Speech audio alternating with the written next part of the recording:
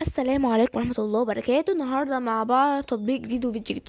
عمرك سألت نفسك ازاي الناس زمان كانت بتأمن أسرارها وخصوصياتها وهي ماشية في الشارع من غير تشفير؟ وهل فعلا الخصوصية دلوقتي بقت مجرد وهم بنشتريه بفلوسنا؟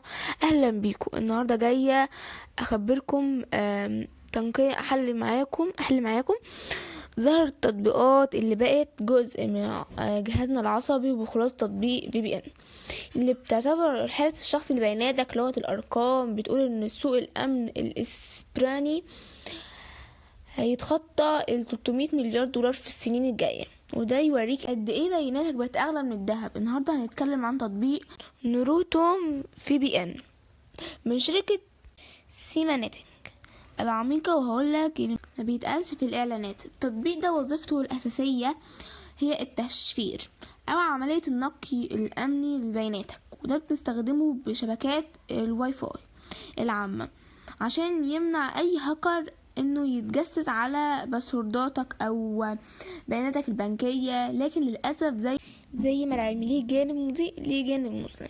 تطبيقات VPN عموما بتستخدم أحيانا في نشاطات غير أخلاقية، زي الدخول لمواقع ممنوعة قانونية أو أخلاقيا، أو إخفاء هوية لقيمة بعمليات احتيالية وابتزاز إلكترونية.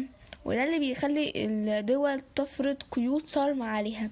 ولازم تكون عارف ان الاستخدام الخطئي بيحطك تحت الطلب القانوني، مش بيحميك منه. عشان تستخدم تطبيق ده صح لازم تفعل فقط ولما تكون محتاج تأمين، زي دخول حساب بنكي. مش كفاية تسيب الشغل 24 ساعة، لان بيستهلك بطارية وبيهلك موارد الجهاز. مميزات اللي مش كل عارفها في نوروتون هي ميزة ادوار بلوكر اللي بيمنع الاعلانات المزعجة اللي بتتابع نشاطك.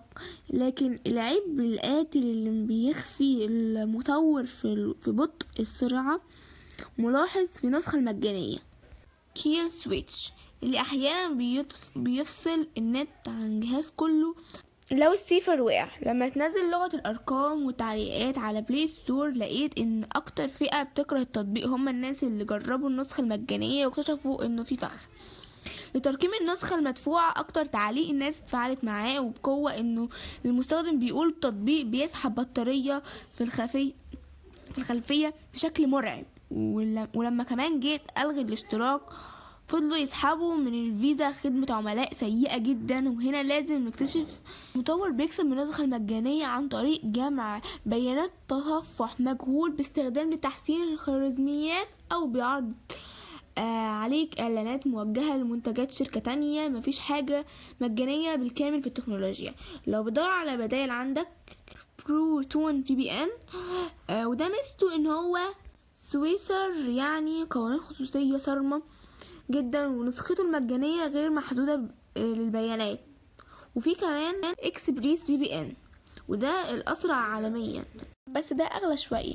وفي سيرف شارك، وده ميزته ان هو بيفتح لعدد اجهزة غير محدودة حساب واحد. وفي نهاية الفيديو نرجع لسؤالنا: ناس زمان كانت بتأمن أسرارها ازاي؟ الإجابة بكل بساطة انهم ما كانش عندهم اسرار رقمية اصلا، كانت حياتهم بيطلع من اللسان ملوش رجعة.